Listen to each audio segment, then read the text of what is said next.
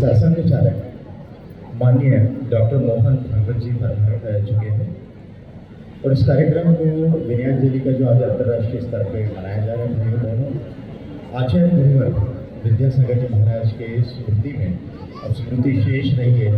उनके द्वारा जो सिद्धांत प्रतिपादित किए गए, उनके द्वारा जो प्रकल्प प्रारंभ किए गए हैं, डॉक्टर मोहन भागवत जी भी उनसे बहुत जुड़े रहे हैं। तो मैं तो यही कहना चाहूँगा कि पल के झुके और नमन हो जाए, पल के झुके और नमन हो जाए, मस्तक झुके और बंदन हो जाए। ऐसी नजरें कहाँ से लाओ मेरे आचार्य श्री गुरुवर कि आपको याद करूँ और आपके दर्शन हो जाए। अब तो आचार्य श्री हमारे पास है नहीं। डॉक्टर मोहन भागवत का परिचय मैं क्या दूँ? सूर्य को दिया दिखाने समान है। 11 सितंबर 1950 को राजस्थान में आपका जन्म हुआ। आपके पिता श्री मधुकर राव भागवत चंद्रपुर के प्रमुख थे और राष्ट्रीय स्वयंसेवक संघ के काफ़ी जुड़े हुए थे। माननीय श्री भागवत जी ने पंजाब राव कृषि विश्वविद्यालय से स्नातक की उपाधि प्राप्त की, डॉक्टर की उपाधि प्राप्त की, वेटरनरी डॉक्टर बने और इसके पश्चात 2000 में आपको सह कार्यवाह राष्ट्रीय स्वयंसेवक संघ का चुना गया और इसके बाद सुदर्शन जी ने आपको 2009 में जो है सरसंघ चालक के लिए जो है मनोनीत किया। बहुत स्पष्टवादी, बहुत व्यावहारिक और राष्ट्रीय स्वयंसेवक संघ के प्रकल्पों को नई ऊंचाइयों पर आपने पहुंचाया है। अपने 90,000 जो शाखाएं हैं उनके माध्यम से लाखों स्वयंसेवक संघ के कार्यकर्ता हैं। मैं भी संविधा शाखा जो है भोपाल की माननीय भागवत जी से जुड़ा हुआ और आपके दर्शन वहीं पर मुझे हुए थे। तो मैं इन्हीं शब्दों के साथ मैं आपको आमंत्रित करना चाहता हूँ। जो मैंने देखा भागवत जी को अपनी शाखा में जब वो आए थे कि उम्र और ओहदे में कौन कितना बड़ा है, उम्र और ओहदे में कौन कितना बड़ा है, इससे फर्क नहीं पड़ता। सजदे में और लहजे में, सजदे और लहजे में कौन कितना झुकता है, इससे बहुत फर्क पड़ता है।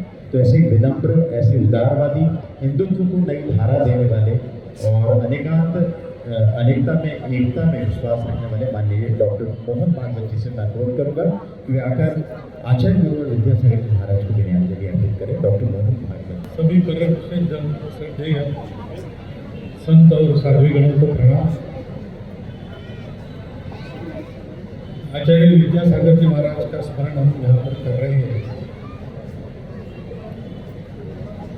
मेरा उनका पहला परिचय श्री गुरु जी जन्म शती के समय जबलपुर में उनका जहाँ निवास था वहीं पर एक बड़ा कार्यक्रम आयोजित किया था।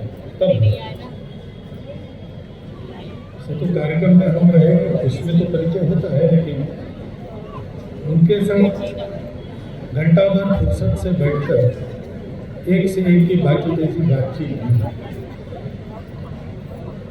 इसी समय ये बात ध्यान में आई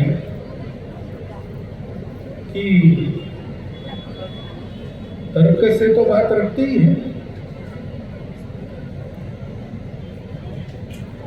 उनकी कई बात को तर्क से नकारना संभव नहीं होता है। परंतु केवल इतना नहीं था, उस तर्क के पीछे भी उनकी एक सहज आत्मीयता ध्यान में आई। अपनेपन की बात होती थी। ये मैं तो पहली बार मिला और वैसे आत्मीयता होने की कोई वजह नहीं, कोई दीर्घकाल का संबंध आना जाना नहीं था, कुछ नहीं। परंतु ये ध्यान में आया, संतों के बारे में ऐसा कहते हैं कि ऐसी कळवळ्याची जाती लाभावेना तरी केली। ऐसे संतों में एक स्वाभाविक गुण होता है, सबको अपना मानते हैं और क्योंकि पूर्ण वैराग्य है, किसी से कुछ चाहते नहीं, तो सहज आत्मीयता उसके कारण ऐसा लगा कि उनको मिलेगी और मैं भी मिलता रहा। हमारे संघ के जो सीनियर अधिकारी है, सुरेश जी सोनी हो, भैया जी जोशी हो, हम लोग समय समय पर मिलते थे। चौमासे में वो कहाँ है पता लगाकर मैं जाता,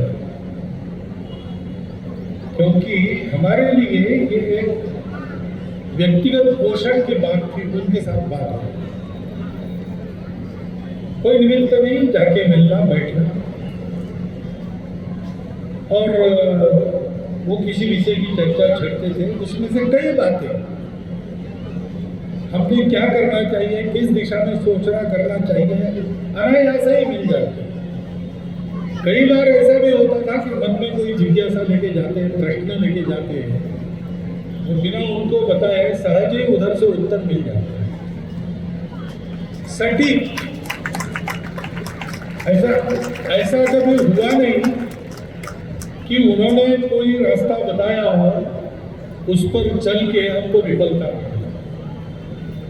कोई भी जटिल विषय हो, उनके सलाह के अनुसार चले तो हम हमेशा यशस्वी हैं। मेरे लिए तो एक व्यक्तिगत ये मेरे हानि की बात है, उनका पार्थिव यहाँ न हो, बल्कि उनके जीवन में से भी इतना है कि उसको स्मरण करते रहे तो जीवन भर का पाथेय हमें प्राप्त होते रहता है। परंतु वो जो सानिध्य मिलता था, बात होती थी, कल्पनाएं मिलती थी, परामर्श मिलता था, लेकिन और कुछ बात थी जो उनके यहाँ बैठे आधा घंटा तो आगे साल भर के लिए मन बड़ा स्थिर रहता। तो आप जो उनसे मिलते रहे होंगे सबने अनुभव किया होगा, क्योंकि उनका कोई स्पेशल मेरे लिए कुछ था ऐसा नहीं है, ये सबके साथ उनका ऐसा रहा है।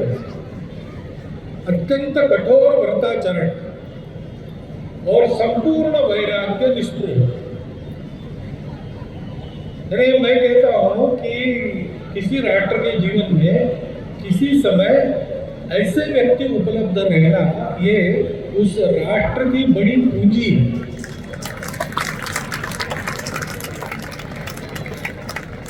हमारे राष्ट्र की वो एक निधि थे और कई बातें उन्होंने आगे के लिए भी बता रखी है। देश के विकास की दिशा क्या हो, उनका बड़ा आग्रह रहता था कि अपने देश के स्व के आधार पर विकास, और इसलिए लगातार उन्होंने ये आग्रह रखा था कि अपने देश को भारत कहो, इंडिया मत कहो। और जब राष्ट्रपति जी ने भारत के राष्ट्रपति के नाम निमंत्रण भेजे और उसके पीछे शासन भी खड़ा हो गया, उस समय उसके बाद मैं डोंगरगढ़ अभी भी विजयादशमी के पहले जाकर वो बड़े प्रसन्न थे और उन्हें कहा कि अपने नाम में स्व से शुरू करो तो उसी के आधार पर उन्नति होती है। उन्होंने कहा कि अपने ग्रामीण इलाकों में कई उत्तम प्रकार के कारीगर हैं, परंपरा से चलने वाले, उनके कारीगरी के आधार पर देश का उत्पादन बढ़ाए। Production by masses, mass production, ये मैं उनके शब्द नहीं बता रहा हूँ, तो मैंने समझा। उनके उत्पादन को बढ़ावा दो तो रोजगार भी बढ़ेगा, उत्पादन भी बढ़ेगा। और कई ऐसी बातें शुद्ध भारतीय परंपरा का विचार और आज की परिस्थिति में बिल्कुल काल सुसंगत एक प्रकार का राष्ट्र का दर्शन, ऐसा भी हमको मिलता था। और कुछ न मिले तो भी वहां बैठे तो भी हम समर्थ हो जाते हैं। अब वो सानिध्य तो हमारे पास है नहीं, लेकिन उसके स्मरण मात्र से भी कुछ प्राप्त होता है। और जो उपदेश उनका रहा है, व्यक्तिगत अपनी साधना के लिए हो, व्यक्तिगत अपने जीवन के आचरण के लिए हो, या राष्ट्र जीवन की दिशा कैसे हो इसके बारे में हो, वो सभी बातें मुझे लगता है आज 100% सुनने लायक, मनन करने लायक, उन पर आगे बढ़ने लायक है।